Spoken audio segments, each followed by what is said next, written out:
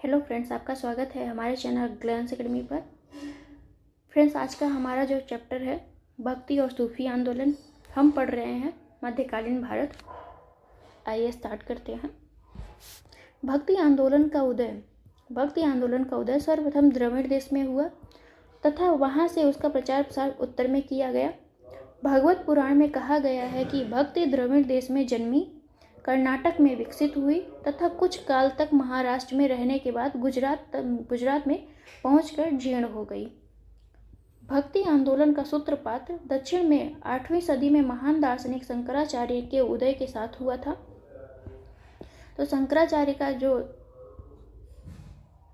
सूत्रपात किया गया वह कब किया गया? 8वीं सदी में महान दार्शनिक शंकराचार्य का उदय के साथ ही आपका ये आंदोलन भी चलता है, भक्ति आंदोलन, जिन्होंने विशुद्ध और अद्वैतवाद का प्रचार किया। शंकराचार्य जी किससे संबंधित है? तो अद्वैतवाद दर्शन से संबंधित है। ये याद रखिएगा, इंपॉर्टेंट है, पूछा जाता है। भक्ति आंदोलन को दक्षिण के वैष्णव अलवार संतों और शैव नैनार संतों ने प्रसारित किया था। तो भक्ति आंदोलन को किसने प्रसारित किया? वैष्णव जो विष्णु को मानते थे, विष्णु को, वो अलवार कहलाते थे। शैव जो शिव को मानते थे वो नैनार कहलाते थे। ये इंपॉर्टेंट है, याद रखिएगा कि विष्णु को जो मानते थे अलवार कहलाते थे, जो शिव को मानते थे वो नैनार संत कहलाते थे। इन्होंने ही भक्ति आंदोलन को प्रसारित किया। भक्ति आंदोलन का पुनर्जन्म 15वीं-16वीं सदी ईस्वी में हुआ था, जब इसके नेतृत्व की बागडोर कबीर, नानक, तुलसी, सूर एवं मीराबाई ने संभाली थी। तो भक्ति आंदोलन का 15वीं-16वीं में सबसे ज़्यादा प्रसार हुआ। ये प्रसार करने वाले कौन कौन लोग थे? तो ये आपके कबीर थे, नानक जी थे, तुलसी दास देव, सूरदास और मीराबाई थे। याद रखिए, भक्ति आंदोलन से इन सभी का संबंध है। मध्यकालीन भारत में सूफियों के उद्भव से समाज में समरसता फैलाने में मदद मिली। ये सूफी ध्यान साधना और कठोर विश्वास नियमन जैसी यौगिक क्रियाओं को किया करते थे, कि ध्यान लगाते थे और कठोर जो है श्वास नियमन करते थे। वे एकांत में कठोर यौगिक व्यायाम करते थे तथा समाज में एकता और सौहार्द फैलाने तथा श्रोताओं में आध्यात्मिक हर्षोन्माद उत्पन्न करने के लिए गीतों एवं संगीत का सहारा लेते थे। तो ये किस तरह से अपने धार्मिक प्रचार कैसे करते थे? तो ये गीतों और संगीत के माध्यम से करते थे। कामरूप जो असम राज्य में स्थित है, कामरूप कहाँ स्थित है? तो असम में स्थित है। वहाँ पर वैष्णव धर्म को लोकप्रिय बनाने का कार्य शंकरदेव ने किया था। आचार्य शंकरदेव यही हैं। एकेश्वरवाद उनके धर्म का मूल उद्देश्य था। तो शंकरदेव किसको मानते थे? तो एकेश्वरवाद में एक ही ईश्वर है, उसी में विश्वास करते थे। ये विष्णु या उनके अवतार कृष्ण को अपना अभिष्ट मानते थे। शंकरदेव किसको मानते थे? तो विष्णु को या कृष्ण को अपना अभिष्ट देवता मानते थे। उन्होंने एक शरण संप्रदाय की स्थापना भी की थी। तो शंकराचार्य ने किसकी स्थापना की थी? एक शरण संप्रदाय की स्थापना की। वे कर्मकांड एवं मूर्ति पूजा दोनों के विरोधी थे। वे असम के चैतन्य के रूप में भी प्रसिद्ध हैं। असम के किस रूप में? चैतन्य के रूप में प्रसिद्ध हैं। श्री वल्लभाचार्य सोमया जी कुल के तेलुगु ब्राह्मण श्री लक्ष्मण भट्ट के पुत्र थे। तो ये किसके पुत्र थे? लक्ष्मण भट्ट जी के पुत्र थे वल्लभाचार्य जी, जो तेलुगु ब्राह्मण थे लक्ष्मण भट्ट। परंपरा अनुसार इन्होंने रुद्र संप्रदाय के प्रवर्तक विष्णु स्वामी के मत का अनुसरण किया तथा विकास करके इन्होंने शुद्धाद्वैत मत या शुद्ध अद्वैतवाद या पुष्टि मार्ग प्रतिष्ठित किया। ये अग्नि के अवतार माने जाते हैं। तो वल्लभाचार्य को क्या माना जाता है? अग्नि का अवतार। तो इस तरह से आप यहाँ से 2-3 पॉइंट इंपॉर्टेंट है इसके लिए कि वल्लभाचार्य किस मत को मानते थे। तो ये आपका शुद्धाद्वैतवाद है, इनसे संबंधित है, ये इंपॉर्टेंट है। ये रुद्र संप्रदाय के प्रवर्तक थे। इन्हें जो है पुष्टि मार्ग भी कहा जाता है। इन्हें अग्नि के अवतार के रूप में भी जाना जाता है। तो ये 3-4 बातें बहुत इंपॉर्टेंट है, याद रखिएगा। वल्लभाचार्य जी द्वारा रचित ग्रंथ ब्रह्मसूत्र का अणुभाष्य और बृहद भाष्य, भागवत की सुबोधनी टीका, भागवत की तत्व निबंध पूर्व मीमांसा भाष्य, गायत्री भाष्य, पत्रावलंकन, दसम स्कंद, अनुक्रमणिका, त्रिविध नामावली आदि हैं। तो ये इतने इम्पोर्टेंट नहीं है जितना आपका शुद्धाद्वैतवाद है, रुद्र संप्रदाय, अग्नि के अवतार, पुष्टि मार्ग के। तो ये याद रखना ज़्यादा इम्पोर्टेंट है। द्वैतवाद के प्रवर्तक कौन है? तो द्वैतवाद के प्रवर्तक आपके माधवाचार्य हैं, ये भी बहुत इम्पोर्टेंट है। विशिष्ट द्वैतावाद के प्रवर्तक आपके रामानुजाचार्य जी हैं। और द्वैतवाद के प्रवर्तक आपके निम्बकाचार्य जी हैं। तो ये तीनों चारों पॉइंट ही। मध्वाचार्य किसके प्रवर्तक हैं? द्वैतावाद के। विशिष्टाद्वैतवाद के कौन है? तो रामानुजाचार्य। द्वैताद्वैतवाद के निम्बकाचार्य जी हैं। ये इम्पोर्टेंट है, याद रखिएगा ना। अगर विश्वास हो रहा है तो पिछले ईयर का आप पेपर उठा के देख लीजिए, उसमें पूछा गया है कौन किस मत के प्रवर्तक हैं। निम्बकाचार्य जी जो हैं सनक संप्रदाय से संबंधित है। तो निम्बकाचार्य किससे संबंधित है? इनका एक संप्रदाय है, वो कौन सा है? सनक संप्रदाय। उत्तर भारत में रामानंद भक्ति आंदोलन के प्रथम प्रवर्तक थे। तो उत्तर भारत में भक्ति आंदोलन के प्रवर्तक कौन थे? रामानंद। इम्पॉर्टेंट है, याद रखिएगा। जिनका जन्म 1299 में कहाँ हुआ है? प्रयागराज, इलाहाबाद में हुआ है। कान्यकुब्ज ब्राह्मण परिवार में हुआ था। किस परिवार में हुआ था? तो कान्यकुब्ज ब्राह्मण परिवार में हुआ था। ये इम्पोर्टेंट नहीं है। इम्पोर्टेंट ये है कि रामानंद जो है भक्ति आंदोलन के उत्तर भारत में ले जाने वाले पहले व्यक्ति हैं और इनका जन्म 1299 में प्रयागराज में हुआ था। ये सगुण ईश्वर में विश्वास करते थे। इन्होंने सर्वप्रथम अपने संदेश का प्रचार हिंदी भाषा में किया है। कबीर का जो कार्यकाल है वह है 1398 से लेकर 1518 तक है। रामानंद के 12 शिष्यों में से एक थे। तो कबीर किसके शिष्य थे? रामानंद के शिष्य हैं, इसलिए और भी इम्पोर्टेंट हो जाते हैं। लोक परंपरा के अनुसार उनका जन्म किसी विधवा ब्राह्मणी के गर्भ से वाराणसी के समीप हुआ तथा पालन पोषण एक जुलाहा दंपति नीरू और नीमा ने किया था। ये कबीर के बारे में बातें हो रही हैं कि जुलाहा परिवार मतलब जुलाहा दंपति था नीरू और नीमा, जिसने है कबीर का लालन पोषण किया, लालन पालन। बीजक संत कबीर के उपदेशों का संकलन है। बीजक जो है कबीर के उपदेशों का संकलन है, जो कबीर पंथी संप्रदाय के मानने वालों का पवित्र ग्रंथ है। सबद, साखी, रामायणी कबीर की जो रचनाएं हैं। तो कबीर की रचनाएं कौन कौन सी हैं? बीजक है आपकी, सबद, साखी, रामायणी है। इस तरह से याद रखिएगा ये सभी पॉइंट। परंतु धर्मदास के साथ उनके संवादों का संकलन क्या है? अमर मूल शीर्षक के अंतर्गत प्राप्त होता है। तो धर्मदास के साथ जो उन्होंने संवाद किए हैं या बातें की हैं वो किस में उल्लिखित है? अमर मूल में उल्लिखित है। संत मल्लुक दास का जन्म लाला सुंदर दास खत्री के घर 1574 ईस्वी में कड़ा कौशाम्बी जिला में हुआ था। इनके बारे में भी इम्पोर्टेंट चीज़ें हैं, याद रखिएगा। मल्लुक दास का जन्म किसके यहाँ हुआ था? तो ये हुआ था आपका लाला सुंदर दास के यहाँ 1574 में। और कहाँ हुआ? कड़ा में हुआ या कौशाम्बी में हुआ था। गुरु घासीदास का जन्म जो है 1756 में छत्तीसगढ़ में रायपुर जिले गिरौदपुरी गांव में हुआ था। उनके पिता जो है महंगू दास थे और माता जो है अमरोतीन बाई थी। भगवान शिव की प्रतिष्ठा में भगवान भारत के विभिन्न भागों में 12 ज्योतिर्लिंगों की स्थापना इन्होंने की थी। तो गुरु घासीदास राम जी जो हैं उन्होंने 12 ज्योतिर्लिंगों की स्थापना की है।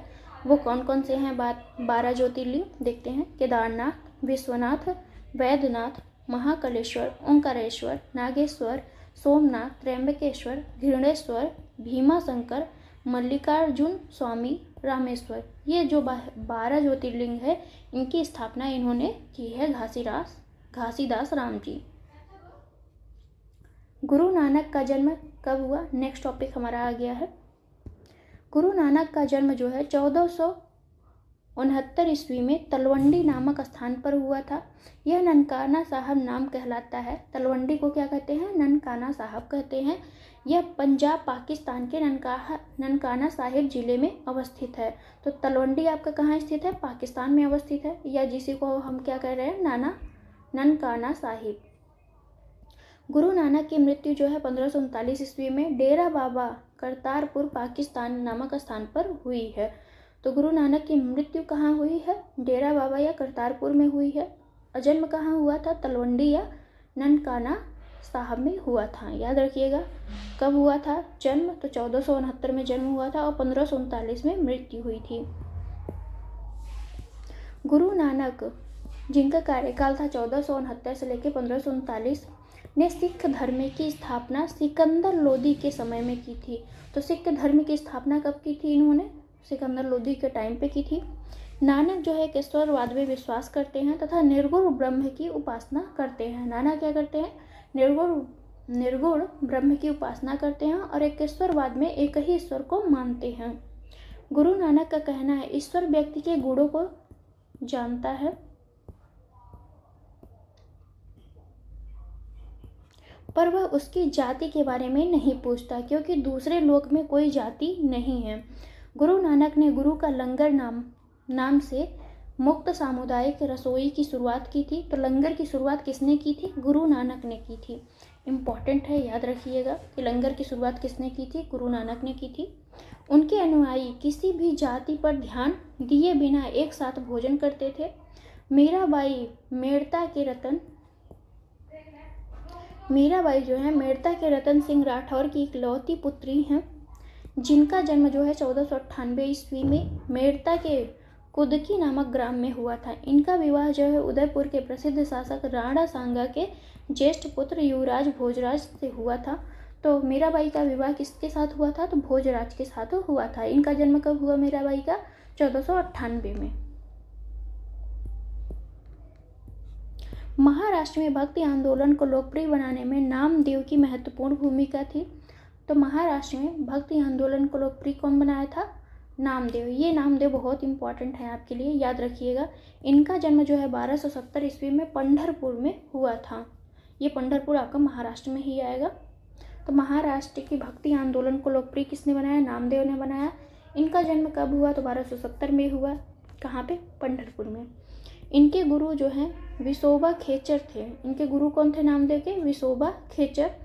नामदेव वरकारी संप्रदाय से संबंधित है। मोस्ट इम्पॉर्टेंट है कि नामदेव किस संप्रदाय से संबंधित थे? तो ये वरकारी संप्रदाय से संबंधित थे।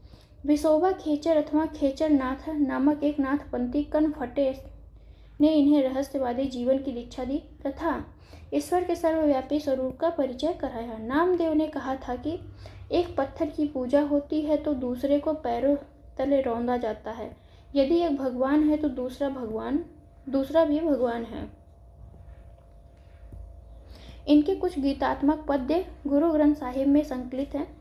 तो नामदेव के कुछ जो रचनाएं हैं या यूं कहें इनके कुछ बातें किसमें है? गुरु जो आपका ग्रंथ साहिब है, आदि ग्रंथ जिसे हम कहते हैं, सिखों की ग्रंथ है, उसमें इनका संकलन किया गया है। तुकाराम का काल जो है 1608 से लेकर 1649 ईस्वी के मध्य माना जाता है।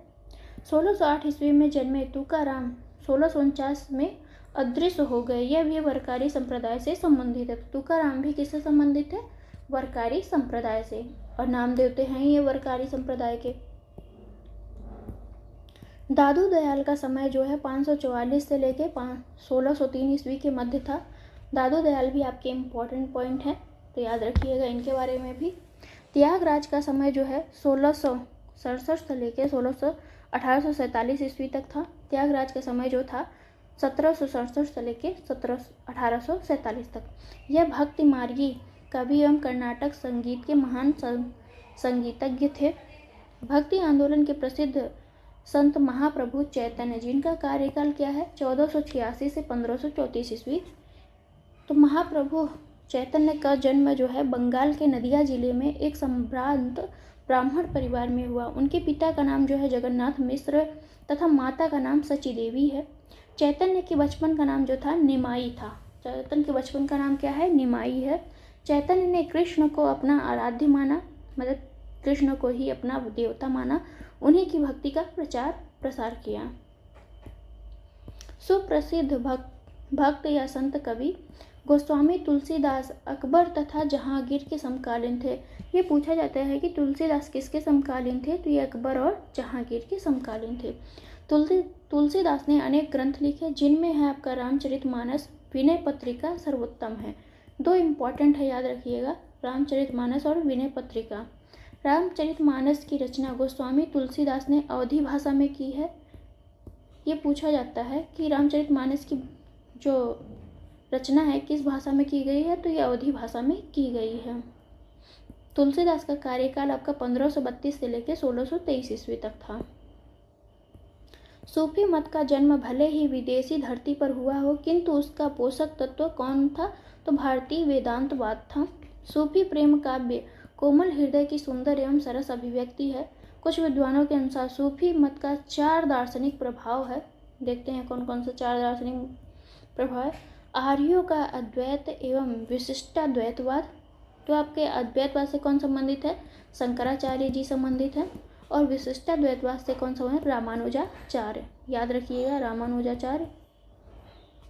9 अफलातूनी मत, विचार स्वातंत्र, इस्लाम की वह विद्या।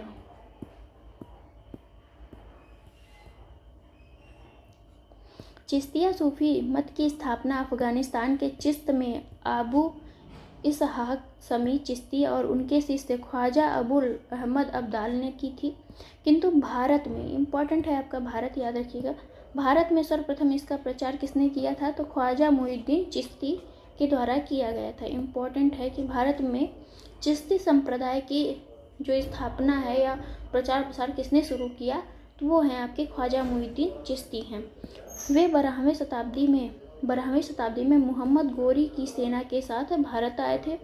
उन्होंने अजमेर राजस्थान में अपना निवास स्थान बनाया। निवास स्थान को खानका भी कहते हैं चिश्तियों के। 1236 ईस्वी में इनकी मृत्यु हो गई। कुतुबुद्दीन बख्तियार काकी इनके प्रमुख शिष्य थे।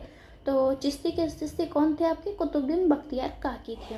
निसारपुर के हारोन में ख्वाजा मुइनुद्दीन चिश्ती ख्वाजा उस्मान चिश्ती हुरनी के शिष्य बने। ख्वाजा मुइनुद्दीन चिश्ती किसके शिष्य बने, तो हुरनी के शिष्य बने थे, याद रखिएगा, इम्पॉर्टेंट है।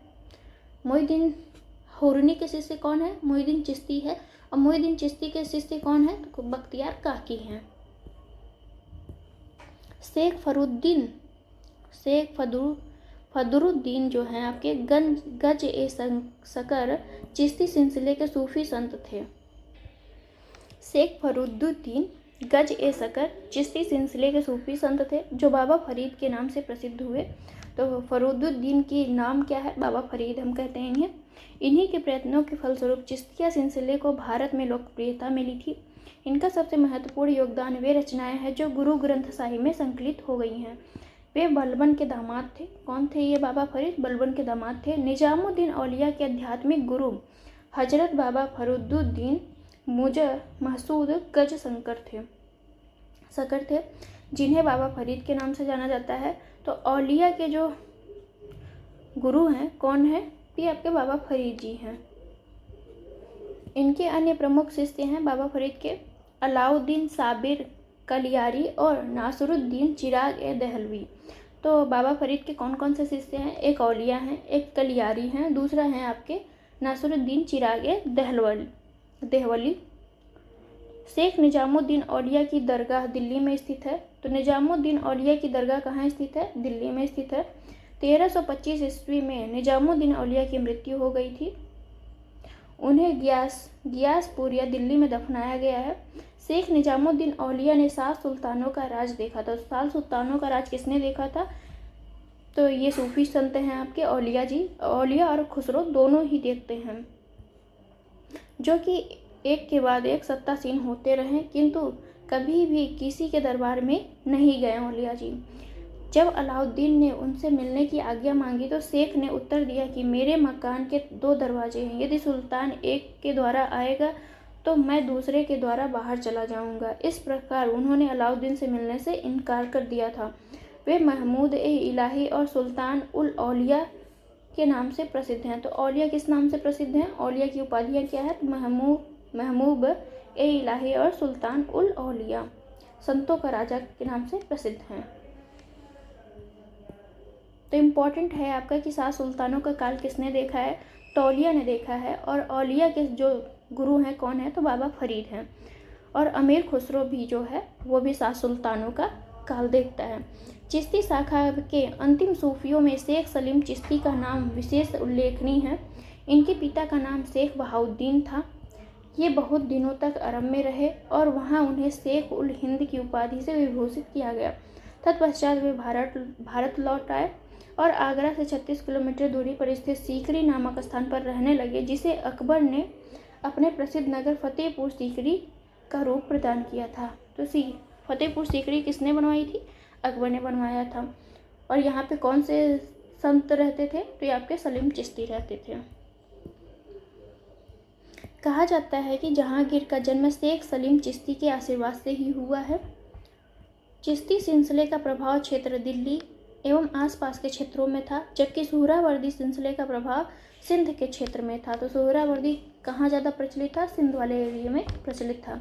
फिरदौसी सिलसिला चिश्ती सिलसिले का ही भाग था, जिसका प्रभाव क्षेत्र बिहार में स्थित था। तो फिरदौसी कहाँ पे ज़्यादा प्रभावकारी था? तो बिहार वाले क्षेत्र में। कादरी शाखा के सर्वप्रथम संस्थापक बगदाद के शेख मुहिउद्दीन कादिर जिलानी थे, जिनकी गणना इस्लाम के महान संतों में की जाती है। शेख अब्दुल कादिर जिलानी की प्रमुख उपाधियां हैं महबूब ए सुमानी,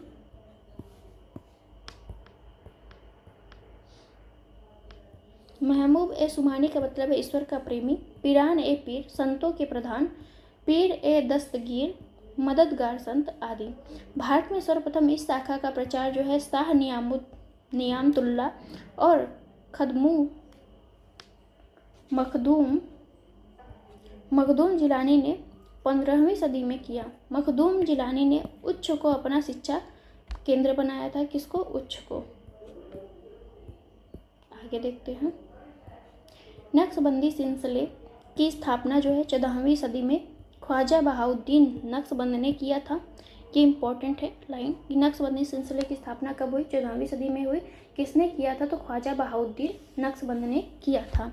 ख्वाजा ख्वांद महमूद इस शाखा के एक प्रमुख संत थे, जो भारत आए और कश्मीर को अपना केंद्र बनाया।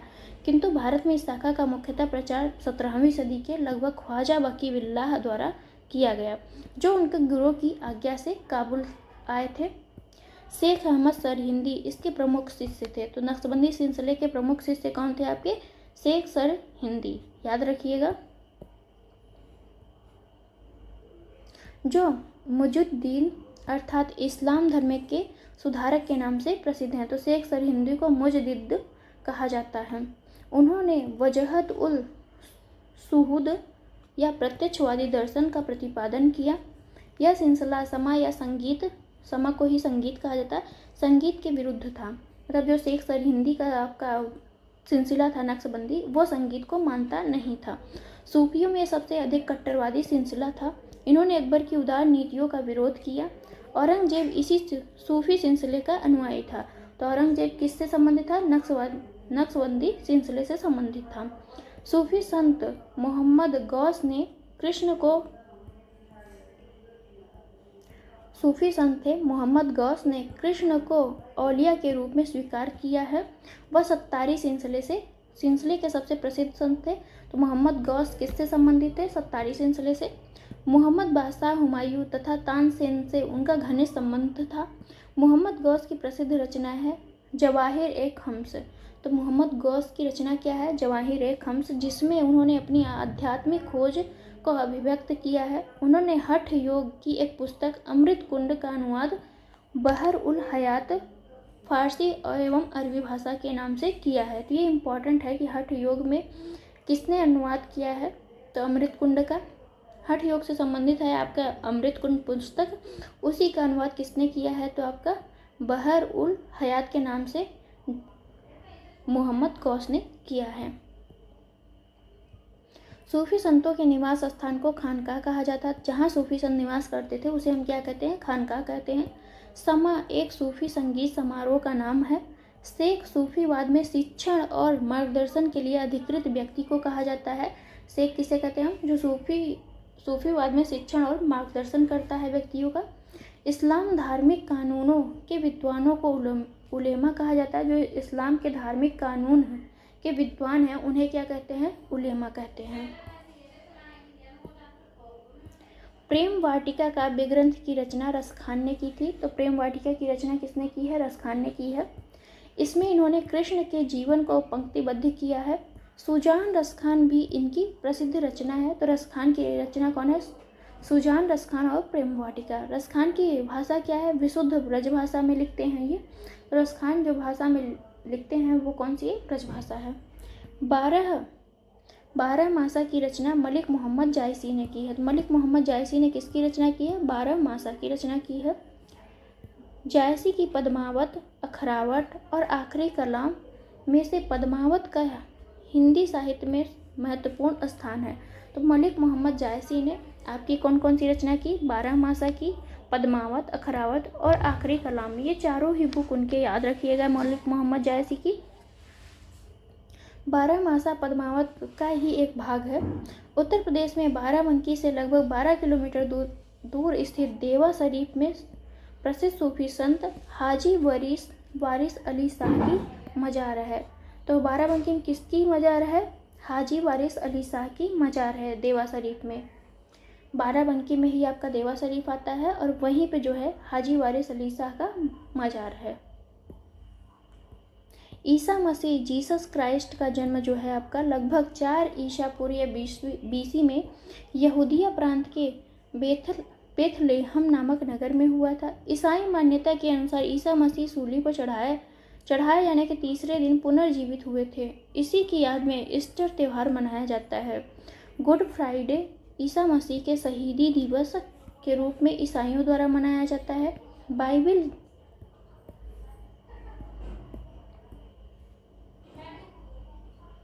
बाइबल के अनुसार ईसा मसीह को शुक्रवार या फ्राइडे के दिन ही सूली पर चढ़ा दिया गया था।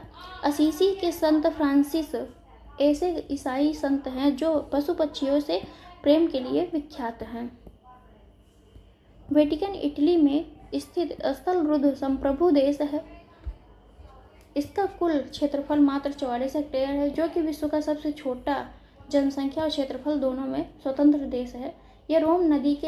यह रोम के पादरी हैं, जिन्हें पोप कहा जाता है, के द्वारा शासित होता है। इसे रोमन कैथोलिक चर्च की राजधानी के रूप में भी जाना जाता है। मदीना पश्चिमी सऊदी अरब के हिजाज क्षेत्र में स्थित है। तो मदीना कहाँ स्थित है? सऊदी अरब में स्थित है। यह मक्का के बाद इस्लाम धर्म का दूसरा पवित्र शहर है।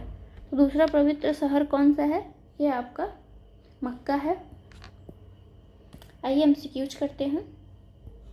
भक्ति आंदोलन का प्रारंभ हुआ कब हुआ? तो अलवार संतों के द्वारा किया गया। अगला क्वेश्चन देखते हैं। भक्ति संस्कृत का भारत में पुनर्जन्म हुआ था, किसके काल में हुआ था? वैदिक काल में, 10वीं शताब्दी में, 12वीं शताब्दी में, 15वीं और 16वीं शताब्दी। ये आपका 15वीं और 16वीं शताब्दी है। भक्ति आंदोलन का इतिहास महान धर्म सुधारक शंकराचार्य के समय से प्रारंभ होता है, जिन्होंने बौद्ध धर्म के प्रभाव को समाप्त करने के लिए 8वीं शताब्दी में अद्वैतवादी दर्शन का प्रतिपादन किया। भक्ति आंदोलन का पुनर्जन्म 15वीं 16वीं सदी में हुआ, जब इसके नेतृत्व की बागडोर कबीर, नानक, तुलसी, सूर और मीराबाई ने संभाली थी। बुद्ध और मीराबाई के जीवन दर्शन में मुख्य साम्य क्या है? समानता क्या है? तो संसार दुखपूर्ण है, यही समानता है दोनों लोगों में। बुद्ध और मीराबाई के जीवन दर्शन में मुख्य साम्य है, दोनों ने ही संसार को दुखपूर्ण माना है। दुख बौद्ध धर्म के 4 आर्यसत्यों में प्रथम है।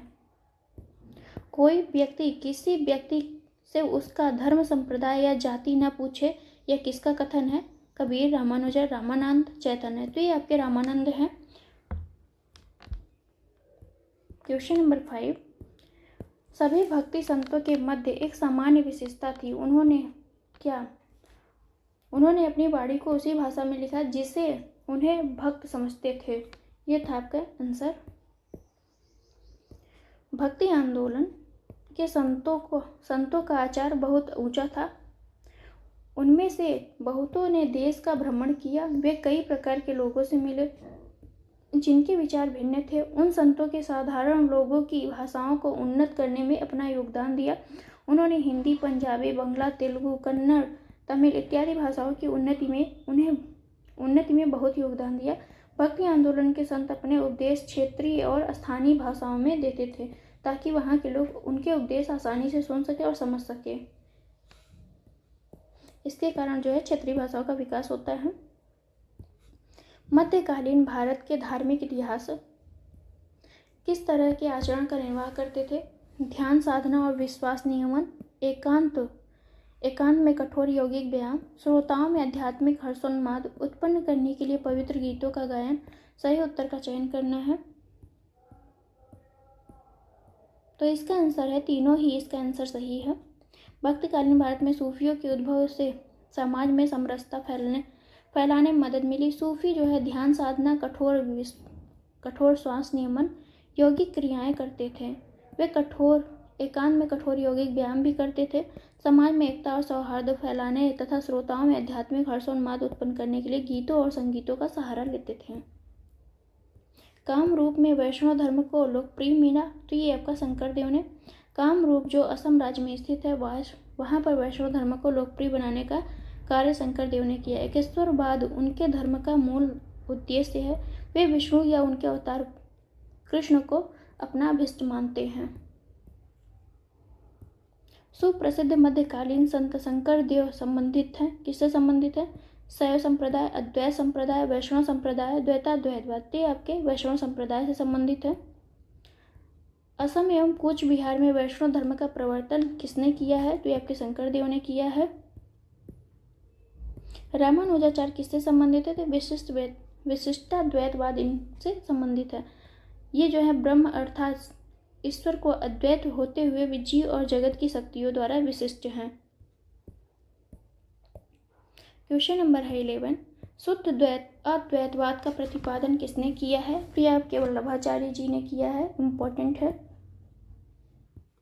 वल्लभाचार्य सोमयाजी कुल के तेलुगु ब्राह्मण श्री लक्ष्मण भट्ट के पुत्र थे। परंपरा अनुसार इन्होंने रुद्र संप्रदाय के प्रवर्तक विष्णु स्वामी के मत का अनुसरण किया तथा विकास करने के लिए इसका शुद्धाद्वैतवाद मत का प्रवर्तक बनते हैं। और पुष्टि मार्ग जो है इन्हीं से संबंधित है, वल्लभाचार्य से।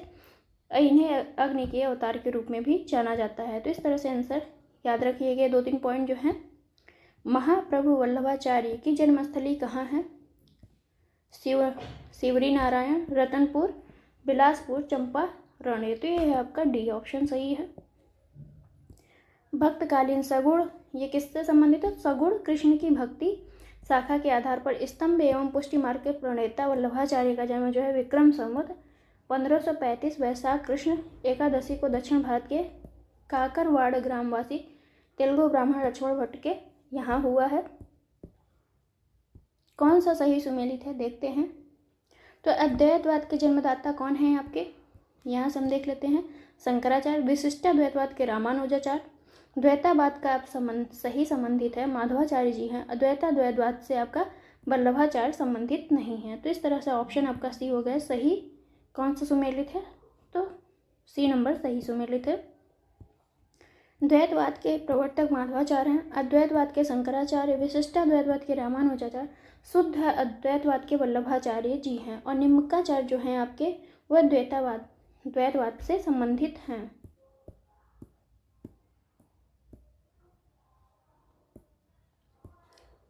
देखते हैं यहाँ पे शंकराचार्य जी किससे संबंधित? अद्वैत मत से, अद्वैतवाद हो गया इनका। माधवाचार्य जी हैं जो आपके द्वैतवाद हैं। और रामानुजाचार्य विशिष्ट द्वैतवाद और वल्लभाचार्य को पुष्टि मार्ग। इस तरह से हम देख सकते हैं ये सभी ऐसे संबंधित है। बीजक संत दादू दयाल के उपदेशों का संकलन है। पुष्टि मार्ग के दर्शन को माधवाचार्य ने प्रतिपादित किया। सही उत्तर का चयन करना है। तो दोनों ही आपके गलत हैं। बीजक जो है कबीर का है, पुष्टि मार्ग जो है आपका वल्लभाचार्य जी का है।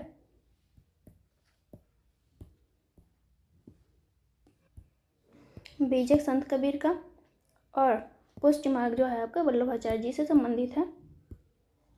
निम्नलिखित में से किस भक्ति संत ने अपने संदेश के प्रचार के लिए सबसे पहले हिंदी का प्रयोग किया? तो यह रामानंद जी हैं। उत्तर भारत में रामानंद भक्ति आंदोलन के प्रथम प्रवर्तक थे, जिनका जन्म जो है 1299 में कहाँ हुआ? प्रयागराज में हुआ है। प्रयाग तथा वाराणसी में इन्होंने शिक्षा प्राप्त की है। ये सगुण ईश्वर में विश्वास करते हैं। मध्यकालीन भारत के निम्नलिखित में से किस संत का जन्म जो है प्रयागराज में हुआ है? तो ये आपके रामानंद जी हैं। कबीर के शिष्य थे, कौन थे? तो ये आपके रामानंद जी थे। कबीर शिष्य थे किसके? तो रामानंद के शिष्य कौन है? कबीर हैं। कबीर रामानंद के 12 शिष्यों में से प्रमुख थे। लोक परंपरा के अनुसार इनका जन्म जो है किसी विधवा ब्राह्मणी के गर्भ से वाराणसी के समीप हुआ था। इनका पालन पोषण जुलाहा दंपति नीरू और नीमा ने किया था। बीजक के रचयिता कौन है? तो ये आपके कबीर जी हैं। बीजक के रचयिता कबीर हैं। कबीर पंथी संप्रदाय के अनुयायियों का मुख्य धार्मिक ग्रंथ है। इसमें कबीर के दोहों का संकलन किया गया है। बीजक में कबीर एवं धर्मदास के मध्य संवादों का संकलन किसमें है? तो ये आपके अमर मूल में है।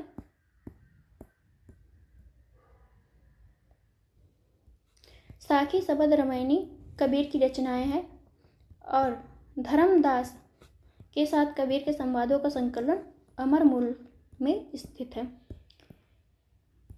मलुकदास एक संत कवि थे। आगरा के, काशी के, अयोध्या के कड़ाके, तो ये कड़ाके थे। संत घासीदास के पिताजी का क्या नाम था? तो इनके पिताजी का नाम था महंगू।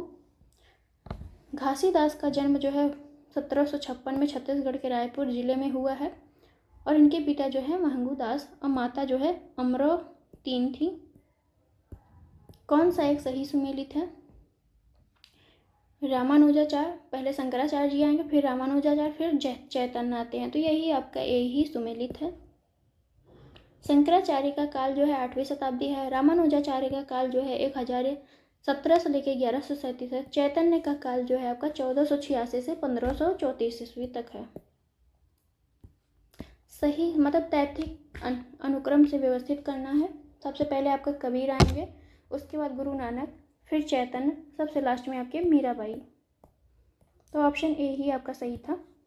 कबीर का कार्यकाल है 1398 से 1518 और नानक का है आपका 1469 से 1539, चैतन्य जी का है 1486 से 1534, मीराबाई का है 1498 से 1557। भगवान विश्व की प्रतिष्ठा में कितने ज्योतिर्लिंग स्थापित किए? तो टोटल 12 किए। भगवान शिव की प्रतिष्ठा में भारत के विभिन्न भागों में 12 ज्योतिर्लिंगों की स्थापना की गई। केदारनाथ, विश्वनाथ, वैद्यनाथ, महाकालेश्वर, ओंकारेश्वर और नागेश्वर, सोमनाथ, त्र्यंबकेश्वर, गृडेश्वर, भीमशंकर और मल्लिकार्जुन स्वामी रामेश्वर, ये सभी जो है 12 ज्योतिर्लिंग है। रामानुज के अनुयायियों को कहा जाता है, क्या कहा जाता है? तो वैष्णव कहा जाता है। इन्होंने विशिष्ट वेतावास से संबंधित है रामानुजाचार्य। निम्नलिखित में से कौन सा स्थान गुरु नानक का जन्म स्थल है? तो ये आपका ननकाना साहिब था जो तलवंडी में था। 15 अप्रैल 1469 को इनका जन्म होता है पंजाब पाकिस्तान में ननकाना साहब में। और गुरु नानक की मृत्यु 1539 में डेरा बाबा या करतारपुर में होता है, ये भी पाकिस्तान में ही है।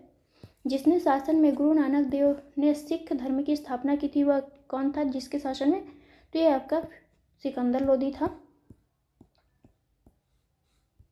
गुरु नानक का जन्म 1400 कब हुआ है? 69 में और मृत्यु हुई है उनकी 1539 में।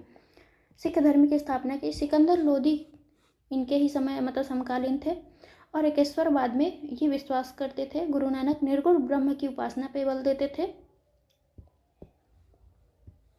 ईश्वर केवल मनुष्य के सद्गुण को पहचानता है और तथा उसकी जाति नहीं पूछता। आगामी दुनिया में कोई जाति नहीं होगी। यह सिद्धांत किस व्यक्ति का है? तो यह नानक जी का सिद्धांत है।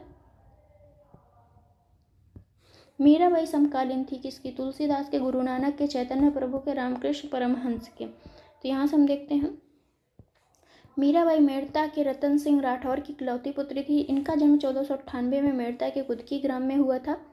इनका विवाह उदयपुर के प्रसिद्ध शासक राणा सांगा के ज्येष्ठ पुत्र भोजराज से हुआ था, किंतु विवाह के कुछ ही वर्षों पश्चात राजकुमार भोजराज का परलोकवास हो गया। पति की मृत्यु के बाद उन्होंने अपना समूचा जीवन कृष्ण की भक्ति में अर्पित कर दिया। ये महाकवि तुलसीदास, गुरु नानक, चैतन्य के समकालीन थी। तो तुलसीदास और गुरु नानक चैतन्य के समकालीन थी मीराबाई। और रामकृष्ण परमहंस इनसे संबंधित नहीं हैं। प्रसिद्ध भक्ति कवित्री मीरा के पति का नाम क्या था? तो इनके पति का नाम भोजराज था। राग गोविंद के रचनाकार कौन है? तो मीराबाई है। मीराबाई हिंदू आध्यात्मिक कवित्री हैं जिनके भगवान जो है श्री कृष्ण के प्रति समर्पित भजन उत्तर भारत में लोकप्रिय हैं। इन्होंने 4 ग्रंथों की रचना की है: नरसी की मायरा, गीत गोविंद की टीका, राग वे गोविंद और राग सोरठ। इनके अतिरिक्त उनके गीतों का संकलन मीराबाई की पदावली नामक ग्रंथ में किया गया है। संतों को उनके कालक्रमानुसार व्यवस्थित करना है। तो सबसे पहले कौन आएगा देखते हैं। इसके आंसर है सी। सबसे पहले आपके नामदेव आते हैं, उसके बाद कबीर आएंगे, फिर आएंगे नानक और सबसे लास्ट में आएंगे आपकी मीराबाई। तो यहाँ से देख सकते हैं आप। निम्नलिखित में से कौन इस्लाम से प्रभावित था? तो ये थे आपके नामदेव। चैतन्य, मीराबाई एवं वल्लभाचार्य सगुण संत के रूप में कृष्ण भक्ति के उपासक थे, जबकि नामदेव निर्गुण संत थे। नामदेव मूर्ति पूजा, व्रत, उपवास, तीर्थ यात्रा या कठोर शरीर साधना के मार्ग के खिलाफ थे। इस दृष्टि से वो इस्लाम से प्रभावित प्रतीत होते हैं। भक्ति संतों पर विचार कीजिए। दादू दयाल, त्यागराज, गुरु नानक।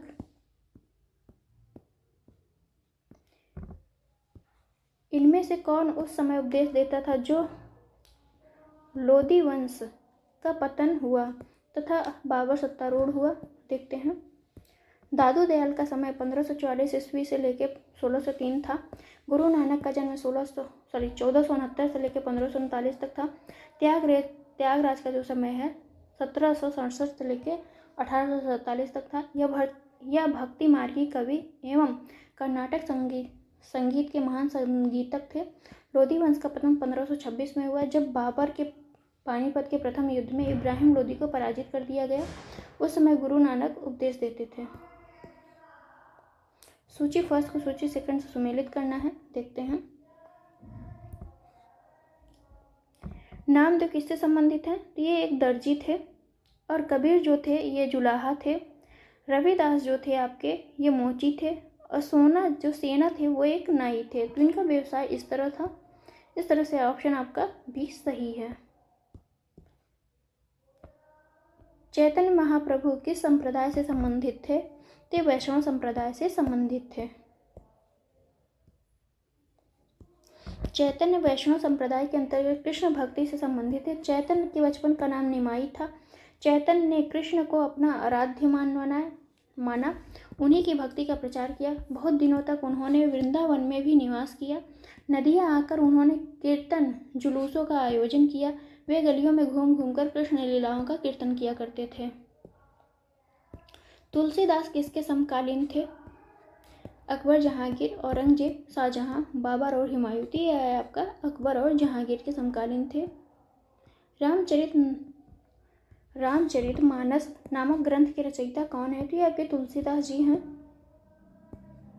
निम्नलिखित में से कौन सी रचना तुलसीदास ने नहीं की है? गीतावली, विनय पत्रिका, कवितावली, साहित्य रत्न। तो ये है आपका साहित्य रत्न की रचना तुलसीदास ने नहीं की है। और सभी की रचना किसने की है? तुलसीदास ने। तुलसीदास द्वारा रचित 12 ग्रंथ हैं, जिनमें 5 बड़े और 7 छोटे हैं। बड़े ग्रंथों में दोहावली, गीतावली, कवितावली, रामचरितमानस, विनय पत्रिका। इसके अलावा पार्वती मंगल, जानकी मंगल, बरवय रामायण, वैराग्य संदीपिनी, कृष्ण गीतावली आदि छोटे ग्रंथ हैं। साहित्य रत्न गोस्वामी तुलसीदास की रचना नहीं है। विनय पत्रिका के रचयिता कौन है? तो आपके तुलसीदास जी हैं। कौन सा है जो एक सुमेलित नहीं है? ध्रुवदास किससे संबंधित है? तो भगत नामावली से। नाभादास आपका भक्तमाल से संबंधित है। रस खान की जो है रसिक प्रिया नहीं है, ये केशव चंद्र की है। केशव की रसिक प्रिया किसकी है? केशव की। उस्मान जो है आपका चित्रावली से संबंधित है। इस तरह से ऑप्शन आपका सी हो गया। सी सही सुमेलित नहीं है।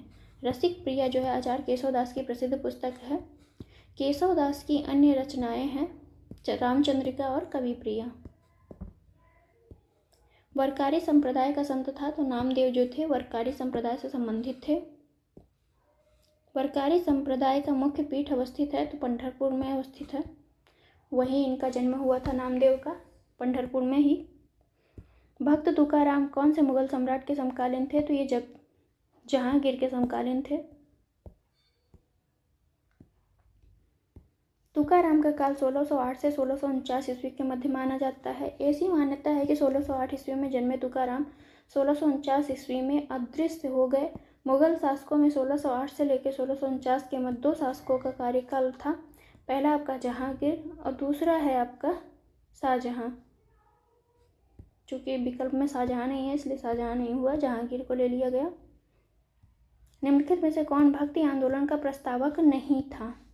तो ये आपका नागार्जुन जी नहीं थे भक्ति आंदोलन के प्रस्तावक। बाकी तुकाराम, त्यागराज, वल्लभाचार्य ये सभी जो हैं आपके भक्ति आंदोलन से संबंधित हैं। नागार्जुन जी जो हैं वो शून्यवाद से संबंधित हैं। मध्यकाल में संगीत पर संस्कृत में लिखी गई अनेक पुस्तकों का फारसी में अनुवाद किया गया। आरंभिक चिश्ती सूफी संत संगीत सभाओं, जिन्हें समा कहा जाता था, के शौकीन थे। तो दोनों ही कथन आपके सही हैं, बस एक दूसरे की व्याख्या नहीं कर रहे हैं। मध्यकाल में संगीत पर संस्कृत में लिखी गई अनेक पुस्तकों का फारसी में अनुवाद किया गया।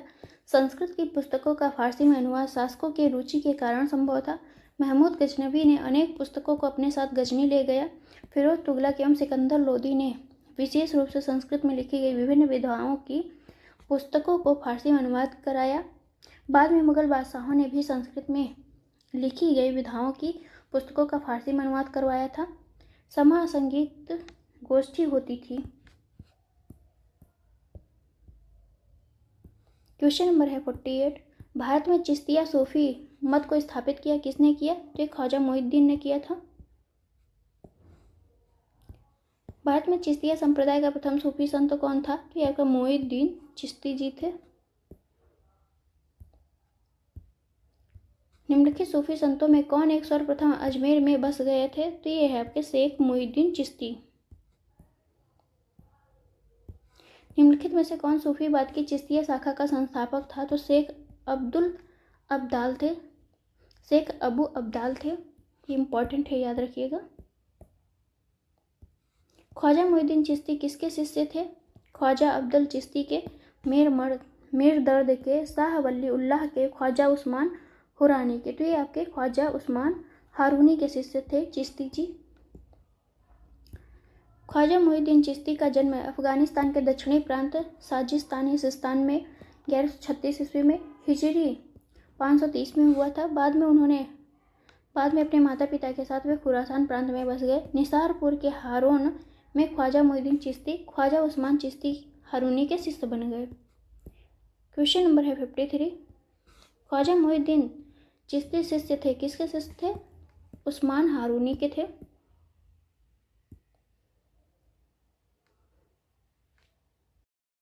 आपका स्वागत है हमारे चैनल ग्लांस अकेडमी पर। फ्रेंड्स, हम पढ़ रहे हैं मध्यकालीन भारत, जिसमें हम पढ़ रहे हैं सूफी और भक्ति आंदोलन। यहाँ सूफी और भक्ति आंदोलन के 53 नंबर क्वेश्चन तक हम कर चुके हैं, अटेम्प्ट कर लिया है। अब 54 नंबर क्वेश्चन से करना है। आइए स्टार्ट करते अपने फर्स्ट क्वेश्चन से, मतलब 54 नंबर से। अजमेर में ख्वाजा मोइनुद्दीन चिश्ती की दरगाह पर नज़र या भेंट भेजने वाला प्रथम मराठा सरदार कौन था? नवाब अली बहादुर शाह, पेशवा बालाजी राव प्रथम का पौत्र, राजा साहू शिवाजी के पौत्र, पेशवा बालाजी विश्वनाथ, पेशवा बालाजी राव। तो यह है ऑप्शन बी आपका, राजा साहू था, शिवाजी के पौत्र जो था। शेख निजामुद्दीन औलिया के शिष्य कौन थे? तो ये शेख निजामुद्दीन औलिया किसके शिष्य थे? तो ये बाबा फरीद के शिष्य कौन थे? औलिया जी थे। शेख निजामुद्दीन औलिया के आध्यात्मिक गुरु हजरत बाबा फरीदुद्दीन मसूद गज शंकर जो थे, ये बाबा फरीद के नाम से जाने जाते हैं। इनका जन्म जो है पाकिस्तान के मुल्तान में कोटवाला गांव में हुआ है। और इनके शिष्य जो हैं अलाउद्दीन साबिर कलियारी और नासिरुद्दीन चिराग दहलवी थे। तो 3 शिष्य थे इनके, औलिया और कलियारी प्लस दहलवी, याद रखिएगा। नेक्स्ट, निजामुद्दीन औलिया की दरगाह कहाँ स्थित है? तो ये दिल्ली में स्थित है। दिल्ली में इनका मकबरा बना हुआ है। क्वेश्चन नंबर है 57। भारत में सूफियों के चिश्ती धर्म संघ का प्रवर्तक और सर्वप्रमुख व्यक्ति ख्वाजा मोइनुद्दीन चिश्ती थे। चिश्ती धर्म संघ ने अपना नाम अजमेर में स्थित ग्राम चिश्ती से लिया है। सही आंसर का चयन करना है। इसमें सिर्फ ए आपका सही है, आर गलत है। इसका एक्सप्लेनेशन देखते हैं। चिश्ती संप्रदाय की स्थापना अबू इसहाक समी चिश्ती ने की थी। वे अली की 9वीं पीढ़ी में थे। वे एशिया माइनर से प्रवासित होकर अफगानिस्तान में स्थित चिश्त में जाकर बस गए, इसलिए वे चिश्ती कहलाए। परंतु भारतवर्ष में चिश्ती विचारधारा का प्रचार सर्वप्रथम ख्वाजा मोइनुद्दीन चिश्ती ने किया था। जिस सूफी संत की मान्यता थी कि भक्ति संगीत ईश्वर के निकट पहुंचने का एक साधन है, वह कौन है? वह मोइनुद्दीन चिश्ती जी हैं। भारत में चिश्ती सिलसिले के प्रचार का श्रेय जो है मोइनुद्दीन चिश्ती को जाता है। वे अद्वैत के परंपरागत नियमों में विश्वास करते थे तथा संगीत में विश्वास करते थे। उनकी मान्यता थी कि भक्ति संगीत ईश्वर के निकट पहुंचने का एक साधन है। कौन चिश्ती सिलसिले से संबंधित नहीं है? तो देखते हैं। कुतुबुद्दीन बख्तियार काकी, शेख अब्दुल जिलानी, शेख मोइनुद्दीन, शेख निजामुद्दीन औलिया। तो यह है आंसर आपका बी। अब्दुल जिलानी जो है इससे संबंधित नहीं है, जबकि काकी हो गए आपके, मोइनुद्दीन चिश्ती हो गए, औलिया जी, ये सभी चिश्ती सिलसिले से संबंधित हैं। किसे भारत का सादी कहा गया है? तो ये अमीर हसन को जो है भारत का सादी कहा गया है।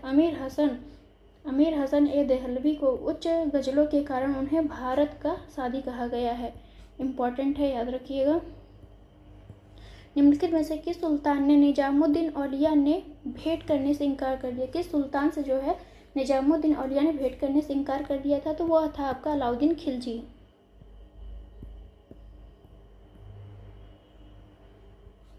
शेख निजामुद्दीन औलिया ने 7 से अधिक सुल्तानों का राज देखा था, जो कि एक के बाद एक सत्तासीन होते रहे, किंतु वे कभी भी किसी के दरबार में नहीं गए। सुल्तान जलालुद्दीन ने शेख से मिलने का बहुत प्रयास किया, यहाँ तक कि उसने शेख के प्रिय शिष्य अमीर खुसरो के माध्यम से भी प्रयत्न किया, किंतु जब शेख को ज्ञात हुआ कि सुल्तान आने वाला है तो वो अजोधन चले गए। इस प्रकार जब अलाउद्दीन ने उनसे मिलने की आज्ञा मांगी तो शेख ने उत्तर दिया कि मेरे मकान के 2 दरवाजे हैं, सुल्तान एक दरवाजे से आएगा, दूसरे दरवाजे से मैं निकल जाऊंगा। इस तरह से उन्होंने स्टेटमेंट दिया था। कौन सूफी संत महबूब ए इलाही कहलाता है? तो ये आपका शेख निजामुद्दीन औलिया कहलाता है। महबूब ए इलाही कौन है? औलिया। निम्नलिखित में से कौन सूफी संत महबूब ए इलाही के नाम से जाना जाता है? तो वो आपके निजामुद्दीन औलिया जी हैं। इनकी दरगाह कहाँ है? तो दिल्ली में स्थित है। शेख फरीद का सर्वाधिक ख्याति लब्ध शिष्य जिसने दिल्ली के 7 सुल्तानों का शासन देखा, वो हैं आपके औलिया जी। निजामुद्दीन औलिया जो हैं, इनके गुरु कौन है? तो फरीद हैं। फरीद जी इनके गुरु हैं औलिया के। निम्न में से किस सूफी संत के विचारों को सिखों के धर्म ग्रंथ आदि ग्रंथ में संकलित किया गया है? तो ये है आपके फरूदुद्दीन गज ए शंकर। तो ये इनका नाम क्या है शॉर्टकट में? फरीद इन्हें कहते हैं।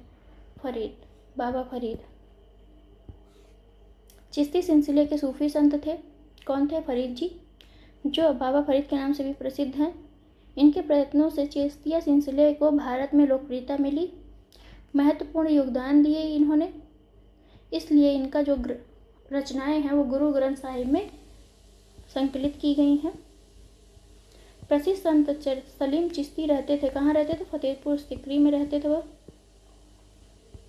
निम्नलिखित में से शेख उल हिंद की पदवी प्रदान की गई थी, किसे की गई थी? तो ये सलीम चिश्ती को प्रदान की गई थी। फतेह उल हिंद। निम्नलिखित में से किस चिश्ती संत को चिराग ए दिल्ली कहा जाता है? तो नासिरुद्दीन को जो है चिराग ए दिल्ली कहा जाता है। इंपॉर्टेंट है, याद रखिएगा। शेख नासिरुद्दीन महमूद शेख निजामुद्दीन औलिया के प्रमुख शिष्य थे। यह अपनी पदवी चिराग ए दिल्ली या दिल्ली के चिराग के नाम से अधिक प्रसिद्ध हुए थे। कौन सा एक है जो सही सुमेलित नहीं है? मोइनुद्दीन चिश्ती की दरगाह जो है आपका अजमेर में है। बुरहानुद्दीन जो है गरीब है, इनकी दरगाह आपका दौलताबाद में है। मोहम्मद हुसैनी गुलबर्गा से संबंधित है, जबकि निजामुद्दीन औलिया जो है आपके दिल्ली से संबंधित हैं। इस तरह से आपका डी ऑप्शन सही है। शेख निजामुद्दीन औलिया चिश्ती संप्रदाय सूफी संत थे। इन्हें महबूब ए इलाही कहा जाता था। इनका जन्म बदायूं में हुआ था। प्रारंभ में वह बाबा फरीद के साथ अजोधन पाकिस्तान में रह रहे और बाद में दिल्ली चले गए। दिल्ली में स्थित निजामुद्दीन औलिया का मकबरा सूफी काल का एक पवित्र दरगाह है। सूची फर्स्ट को सूची सेकंड से सुमेलित करना है, देखते हैं। मोइनुद्दीन चिश्ती किससे संबंधित है? चिश्तिया संप्रदाय से संबंधित है। और शेख अहमद सरहिंदी जो है आपके नक्शबंदिया से संबंधित है। दारा सिको जो है आपका वो कादरिया से संबंधित है। शेख शहाबुद्दीन जो है आपके सोहरावर्दी से संबंधित। इस तरह से ऑप्शन सी सही है। भारतीय इतिहास में सूफीवाद के संदर्भ में निम्नलिखित कथनों पर विचार करिए। शेख अहमद सरहिंदी इब्राहिम लोदी का समकालीन था।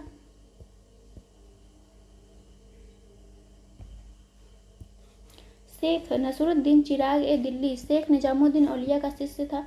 औरंगजेब शेख सलीम चिश्ती का समकालीन था। भारत में सूफियों की कादरी पद्धति सबसे पहले शेख नियामतुल्लाह और मखदूम मोहम्मद जिलानी द्वारा लागू की गई थी। सही कथन का चयन करना है, तो 2 और 4 ही सही है और दोनों गलत हैं, फर्स्ट और थर्ड। तो यहाँ से हम देख लेते हैं थोड़ा सा। शेख अहमद सरहिंदी जो मुजुद्दिद आलिफ सानी के नाम से प्रसिद्ध हैं, नक्शबंदी सिलसिला के प्रसिद्ध संत थे।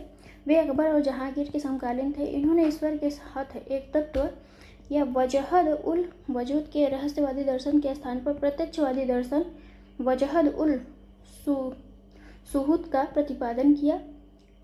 नसरुद्दीन चिराग ए दिल्ली ख्वाजा निजामुद्दीन औलिया के मुख्य शिष्यों में से थे। तो नसरुद्दीन चिराग ए दिल्ली किसके शिष्य थे? औलिया के शिष्य थे। उन्होंने अपने गुरु या पीर के उपदेशों का प्रचार किया, किंतु वह उतने उदार प्रवृत्ति के नहीं हो सके। अकबर शेख सलीम चिश्ती का समकालीन था। कादरी शाखा के सर्वप्रथम संस्थापक बगदाद के मुहिद्दीन कादिर जिलानी थे। इनकी गणना इस्लाम के महान संतों में की जाती है। भारत में सर्वप्रथम इस शाखा का प्रचार शाह नियामतुल्लाह मखदूम जिलानी ने 15वीं सदी में किया था। मखदूम जिलानी ने उच्च को अपना शिक्षा केंद्र बनाया था।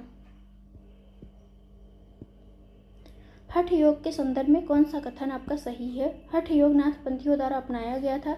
हठ योग क्रिया को सूफी संतों ने भी अपनाया था। तो ऑप्शन आपका सी सही है। दोनों ही कथन सही है कि सूफी ने भी क्या किया था? हठ क्रिया को अपनाया था। हठ योग नाथपंथियों द्वारा भी अपनाया गया था। भारत में हठ योग को नाथ संप्रदाय के योगियों द्वारा अपनाया जाता है। नाथ संप्रदाय के संस्थापक कौन है? तो मसेंद्रनाथ है और उनके शिष्य जो है गोरखनाथ ने हठ योग परंपरा की नींव डाली थी। हठ योग की क्रियाओं को सूफी संतों द्वारा भी अपनाया गया था। 17 सिलसिले के सूफी संत मोहम्मद गौस ग्वालियरी के फारसी पुस्तक बहर अल हयात में जो है हठ योग संबंधी क्रियाओं का चित्रण मिलता है। तो इम्पॉर्टेंट क्वेश्चन नंबर है 73। संत निम्बार्क अकबर के समकालीन थे। संत कबीर शेख अहमद सरहिंदी के अत्यधिक प्रभावित थे। तो कौन सा कथन सही है? न तो 1 सही है, न ही 2 सही है। निम्बार्काचार्य रामानुजा के समकालीन माना जाते हैं और 11वीं-12वीं शताब्दी में जो है आचार्य थे। श्री कृष्ण के सुदर्शन चक्र का अवतार माना जाता है इन्हें, रामानुजाचार्य को। वहीं अकबर का शासनकाल 1556 से लेके 1605 में था। कबीर सामान्यतः 15वीं शताब्दी के संत कवि थे। उनका समय विवादित है, फिर भी 1398 से 1448 ईस्वी या 40 तक माना जाता है। शेख अहमद सरहिंदी जो है आपके 16वीं शताब्दी में थे। इस तरह दोनों कथन आपका असत्य है। कौन सूफी संत थे? रहीम, मोइनुद्दीन चिश्ती, निजामुद्दीन औलिया, रसखान। तो ये आपका आंसर सी 2 और 3। औलिया और चिश्ती जी सूफी संत थे। निम्नलिखित सूफीवाद के सिलसिले में कौन संगीत के विरुद्ध था? तो ये आपके नक्शबंदिया जो थे वो संगीत के विरुद्ध थे। अति कट्टरपंथी सूफी संप्रदाय था। नक्शवादी संप्रदाय जो था वो काफी कट्टर था। निम्नलिखित युग्मों में से कौन सा गलत को पहचानिए, देखते हैं। चिश्ती जो है दिल्ली और दोआब में थे। सोहरावर्दी सिंध में। औलिया जो है एमपी में नहीं थे। इस तरह से ऑप्शन आपका सी सही नहीं है। फिरदौसी जो है बिहार में थे। तो औलिया का जो क्षेत्र था वो दिल्ली के आसपास का क्षेत्र था। सूफियों में से किसमें कृष्ण को औलिया के रूप में माना जाता है? तो ये आपके मोहम्मद गौस द्वारा जो है माना जाता है।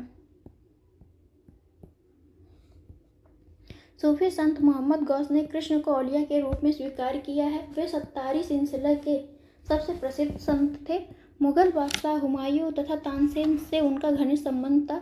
सत्तारी संतों ने हिंदू और मुसलमानों के धार्मिक विचारों और रीतियों में समानता दिखाकर उन्हें निकट लाने का प्रयास किया था। शेख बहाउद्दीन जकारिया किस संप्रदाय के थे? तो ये आपके सोहरावर्दी संप्रदाय से संबंधित थे।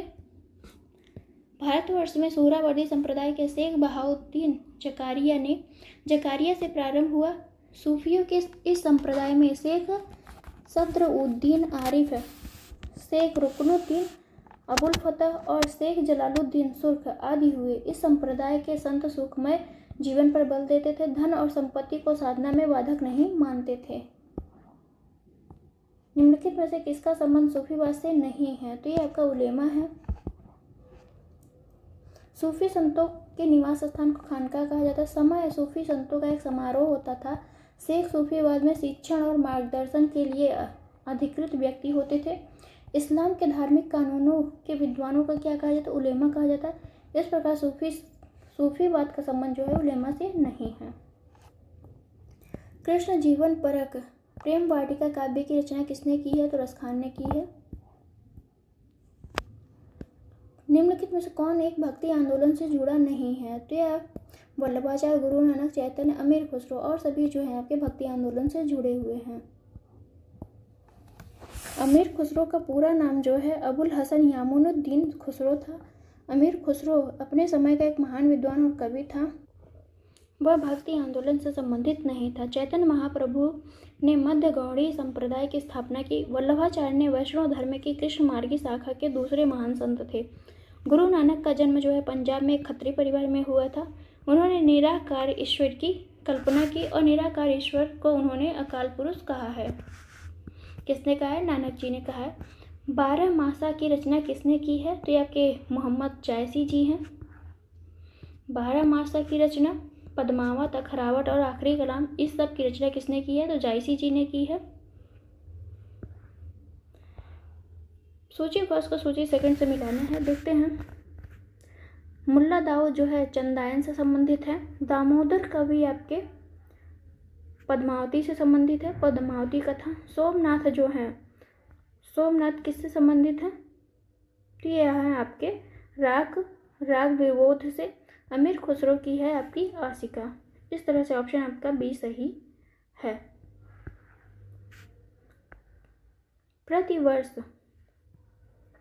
प्रतिवर्ष सूफी संत हाजी वारिस अली शाह की मजार पर मेला लगता है। यह कहाँ पे है? फतेहपुर सीकरी में, कालियर में, देवा शरीफ में। तो ये बाराबंकी के देवा शरीफ में स्थित है, जो यूपी में है। इम्पॉर्टेंट है, याद रखिएगा। हाजी वारिस अली शाह की मजार स्थित है, यहाँ प्रतिवर्ष मेला लगता है। क्राइस्ट का जन्म स्थान था, क्या था? तो ये बेथलेहम में था। ईसा मसीह या जीसस क्राइस्ट का जन्म जो है 4 ईसा पूर्व में यहूदिया प्रांत के बेथलेहम नामक नगर में हुआ था। ईस्टर त्योहार के पीछे ईसाइयों की भावना है, क्या भावना है? इस दिन ईसा का पुनर्जन्म हुआ था।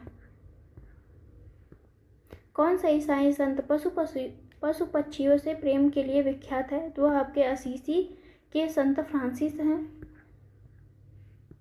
ईसाइयों का गुड फ्राइडे क्यों मनाया जाता है? तो ये आपके ईसा मसीह को सूली पर चढ़ाया गया था इसी दिन, इसीलिए जो है इस दिन को गुड फ्राइडे मनाया जाता है।